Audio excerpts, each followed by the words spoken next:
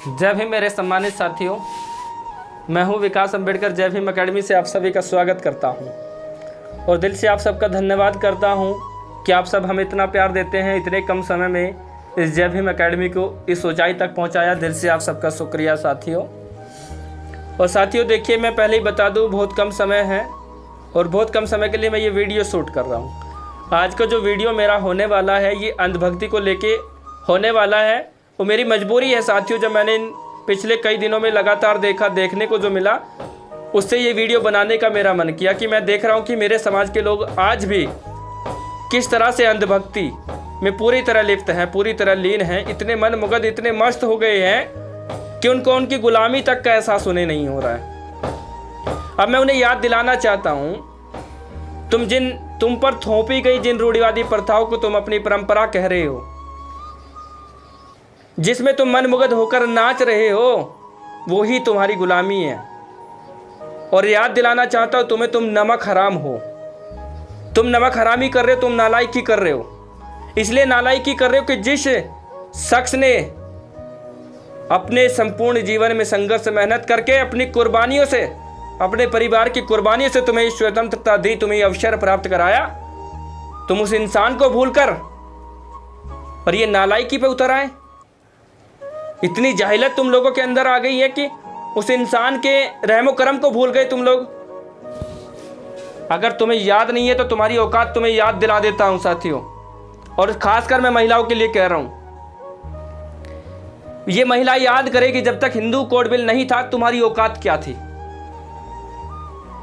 तुम्हें तो तुम्हारी मन मर्जी से चलने तक की आजादी नहीं थी।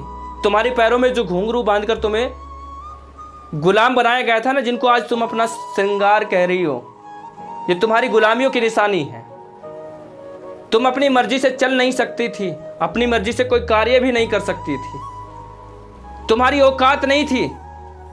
और तुम्हें बाबा साहेब ने अपनी कुर्बानियों से, अपने बच्चों की कुर्बानियों से, अपनी बीवी की कुर्बानियों से तुम्हें ये समानता का अधिकार प्राप्त कराया, तुम्हें शिक्षा का अधिकार प्राप्त कराया।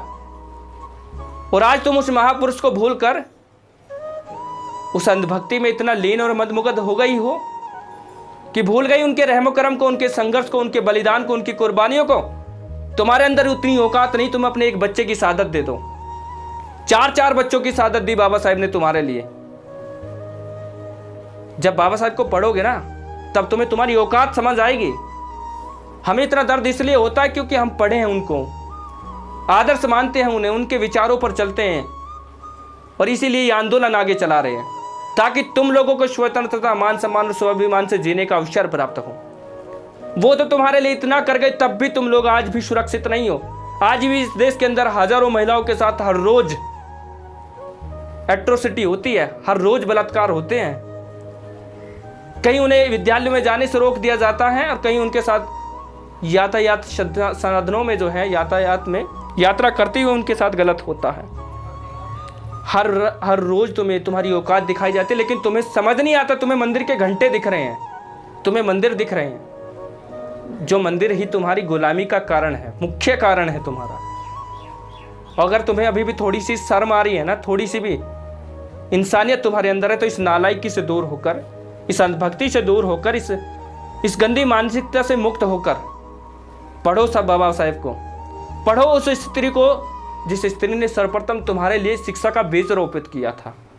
पढ़ो उन महापुरुषों को जिसने तुम्हारे लिए शिक्षा के दरवाजे खोले। अगर ये दरवाजे तुम्हारे लिए नहीं खुले होते ना, तुम गुलामों की गुलाम हुआ करती थी। और समझ सकते हो उसकी औकात कितनी होती है जो गुलामों की गुलाम हो। अब ज्यादा तो मैं तुम्हारे लिए क्या कहूं, बाबा साहेब जो है हमें इसकी परमिशन नहीं देते, क्योंकि उनके आदर्श, उनके संस्कार ये कहते हैं कि महिलाओं का सम्मान करो। लेकिन हम कहते हैं कि महिलाएं भी उस सम्मान के योग्य बने कि हमारे जैसे लोग उनका सम्मान कर सके। अगर इस वीडियो को देखने के बाद तुम्हारे अंदर कोई परिवर्तन हो रहा है तो आज संकल्प लेना। और संकल्प तुम्हें इसलिए लेने की आवश्यकता है, अगर तुम स्वतंत्र हो तो तुम्हारे बच्चे भी स्वतंत्र होंगे और ये समाज स्वतंत्र तभी हो सकेगा।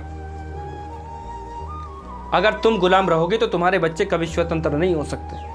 इसलिए तुम्हें संकल्प लेने की आवश्यकता है, और संकल्प लो उन महापुरुषों को पढ़ो, उनके विचारों को पढ़ो, उन सभी संत महापुरुषों महावीरांगनाओं को पढ़ो जिनके जीवन और संघर्ष के बलिदान से तुम्हें ये आज़ादी मिली है, तुम्हें ये अवसर प्राप्त हुए हैं। मैं इतना ही कहना चाहता हूं। इसी के साथ मेरा जय भीम।